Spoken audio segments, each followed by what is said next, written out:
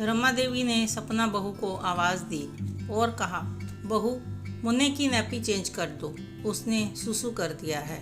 सपना रसोई में खाना बना रही थी और जल्दी से आई और अपने कमरे से नैपी ले आई और सासू माँ को दिया और किचन में जाने लगी तो उन्होंने आवाज़ देकर सपना को वापस बुलाया और कहा, मैंने तुम्हें इसकी नैपी चेंज करने के लिए कहा था और तुम नैपी मेरे हाथ में लेकर जा रही हो। क्या मैं इसकी नैपी बदलूंगी? यह मेरा काम नहीं है। पर मम्मी जी, मैं खाना बना रही हूँ, तो क्या मुन्ना गीली नैपी में ही रहेगा? नहीं, लाइए मैं बदल देती हूँ। तो सपना ने नैपी बदल दी और रसोई में चली गई। सपना की छोटी ननद श्रेया भी माँ के पास बैठी थी। फिर भी सपना को ही काम छोड़कर आना पड़ा। इस बात का उसे बहुत ही बुरा लगा कि दादी पोते की नैपी तो बदल ही सकती थी। वह चुप रह गई थी। सपना ने अपने पति विजय से कहा कि उसकी छुट्टियां खत्म हो रही हैं। 10 दिन के बाद उसे फिर से ऑफिस ज्वाइन करना है, तो मुन्ने की देखभाल कैसे होगी? तो विजय ने कहा, चिंता मत करो, माँ है ना, वह मुन्ने की देखभाल अच्छे से कर लेगी। हम सुबह इस बारे में माँ से बात करेंगे, अभी आराम करो।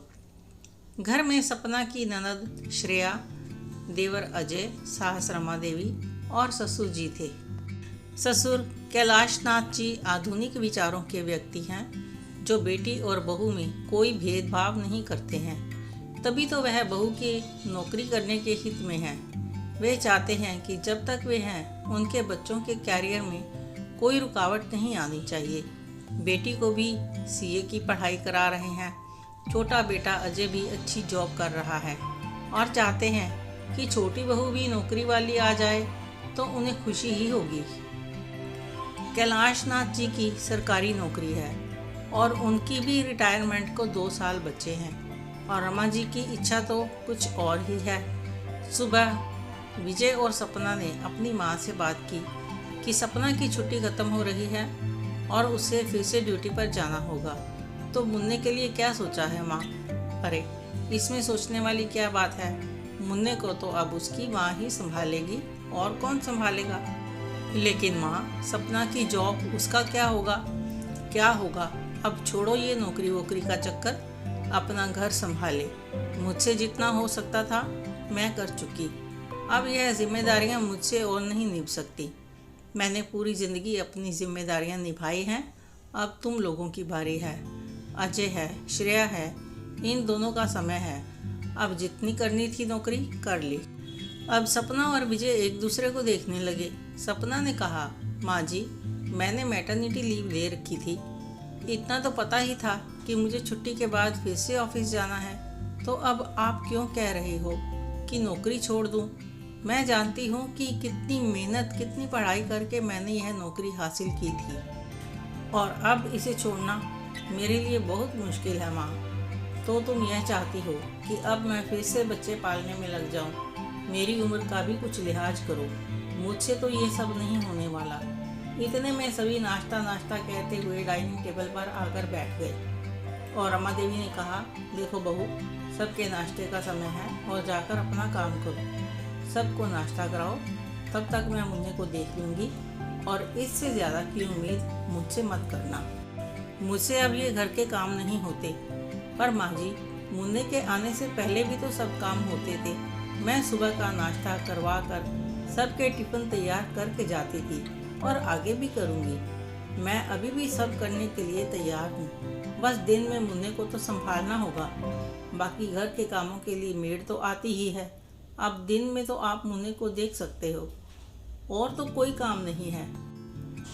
देखो बहू, अब मुझ पर नई जिम्मेदारियां मत डालो। मैं अपनी निभा चुकी हूँ। अब ये घर तुम्हारा है, तुम जानो तुम्हारा घर। अब छोड़ो नौकरी और घर पर ध्यान दो। मम्मी जी, नौकरी तो मैं नहीं छोड़ सकती, भले ही उसके लिए एक बेड और रखनी पड़े तो रख लूँगी, और आप उस पर नज़र तो रख सकते हो ना। अब लाख रुपए की नौकरी छोड़ना मेरे लिए तो मुश्किल है। भले ही 8-10 हज़ार रुपये एक और मेड ले जाए।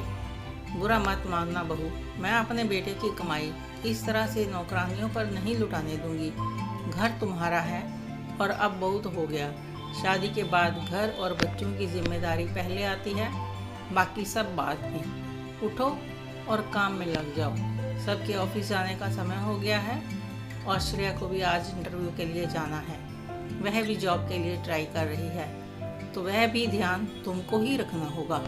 सब नाश्ता करने बैठ गए और श्रेया भी नाश्ता करके अंदर गई और मुन्ने को उठाकर ले आई और आराम से सोफे पर बैठ गई। और रमा देवी बोली, श्रेया तुम यहाँ आराम से बैठी हो, आज तुम्हारा इंटरव्यू है, जाओ जाकर तैयार हो जाओ और मुन्ना मुझे दे दो।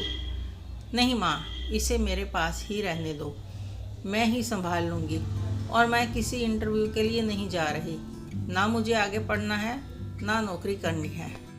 दिमाग खराब हो गया है तुम्हारा? इतने सालों से पढ़ाई कर रही हो, रात दिन मेहनत की है, इसीलिए कि एक दिन यह बोल दो कि कुछ नहीं करना, चिल्लाकर बोली रमा। सभी उन दोनों माँ बेटी को देखने लगे और श्रेया बड़े प्यार से बोली, माँ जानती हूँ कि मेरे लिए पापा बहुत पैसा खर्च कर रहे हैं और मैं भी बहुत मेहनत कर रही हूँ कि मेरा आगे चलकर कैरियर बन जाए, पर क्या सचमुच ऐसा हो सके? क्यों नहीं होगा? तुम्हारे भाइयों से ज़्यादा तो तुम्हारे पापा तुम पर खर्च कर रहे हैं ताकि आने वाली ज़िंदगी में कभी तुम्हें कोई परेशानी ना हो। और तुम हो कि अभी से सब छोड़कर बैठ जाना चाहती हो। मैं तुम्हें किसी भी कीमत पर ऐसा नहीं करने दूंगी, पर यह सब तुम्हारे दिमाग में आया क्यों? भाभी की वजह से। अब देखो माँ, आप मेरे लिए क्या कुछ नहीं कर रहे और मुझे घर के काम भी नहीं आते। भाभी तो जॉब भी करती है और घर के सब काम भी करने आते हैं, खाना बनाना और भी बहुत कुछ। मुझसे ज़्यादा तो भाभी को उनकी माँ ने उन्हें सिखाया है। फिर भी आपको शिकायत रहती है और मैं पढ़ाई लिखाई के अलावा कुछ नहीं जानती। आप मुझे घर के काम भी नहीं करने देती, रसोई में भी मुझे नहीं जाने देती। सोचो, अगर मेरे ससुराल वाले मुझे नौकरी छोड़ने को कहेंगे तो मैं तो घर पर रहकर कुछ भी नहीं कर सकती। बेटा, तुझे ससुराल भेजने से पहले सारी बात कर लूँगी कि तुझे जॉब करने से कोई नहीं रोकेगा। अब इतना पैसा खर्च करके खाना बनाने के लिए तो नहीं ब्याहेंगे। माँ, भाभी ने भी तो आपसे बात की थी ना, और आपने कहा था कि आपको कोई एतराज़ नहीं होगा। फिर अब आप भाभी को नौकरी छोड़ने को कैसे कह सकते हैं जब पहले बात हो गई थी? कैलाश नाथ जी बोले, रमा जी, श्रेया सही कह रही है कि जब शादी के बाद सब कुछ छोड़ना पड़े तो उससे तो यह अच्छा है कि अभी सब कुछ छोड़ के घर के काम सीखे, ताकि बाद में कोई अफसोस ना हो कि माता पिता ने जो भी किया बेकार हो गया। वैसे रमा जी, जहाँ तक जिम्मेदारियों की बात है, तुम्हारी जिम्मेदारियाँ अभी पूरी कहाँ हुई हैं? अभी तो श्रेया और अजय दोनों की शादियाँ भी हमें करनी हैं। अभी तुम्हारी इतनी भी उम्र नहीं हुई है कि तुम घर परिवार से रिटायर हो जाओ। अभी बच्चों के कैरियर बनाने का समय है और घर में एक ही बच्चा आया है। एक बच्चे की माँ बनने पर क्या हम बहू के कैरियर पर फुल स्टॉप लगा देंगे? अगर आप उनका साथ नहीं देंगी तो फिर इनको परिवार में रहने का क्या फ़ायदा? आज हम बैठे हैं तो इन बच्चों का भी कैरियर बन जाएगा। अभी तो तुम्हारी बेटी की ना तो पढ़ाई पूरी हुई है और ना नौकरी लगी है, फिर भी परेशान हो रही हो और बहू का बना बनाया कैरियर चौपट करने जा रही हो। यह सब मैं नहीं होने दूंगा। सपना ने कहा, थैंक यू पापा जी, लेकिन माँ के सपोर्ट के बिना हम कैसे आगे बढ़ सकते हैं? तभी रमा ने भी सोचा कि मैं बहू और बेटी में क्यों भेदभाव करने जा रही थी। उसने झट से श्रेया के हाथ से मुन्ने को लिया। सपना बहू, तुम लोग जैसे चाहोगे वैसे ही होगा। मैं भूल गई थी कि जैसे हम अपनी बेटी पर मेहनत कर रहे हैं, तुम्हारे भी माता पिता ने ऐसे ही की है। थोड़ी देर के लिए मैं स्वार्थी हो गई थी, लेकिन अब मेरी आंखें खुल गई हैं। जैसे चाहो वैसे ही करो, मैं तुम्हारे साथ हूँ। तभी श्रेया और सपना दोनों रमा देवी के गले से लग गई। यह कहानी आपको कैसी लगी कमेंट करके ज़रूर बताएं। कहानी अच्छी लगी हो तो लाइक करें, शेयर करें, सब्सक्राइब करना ना भूलें। धन्यवाद।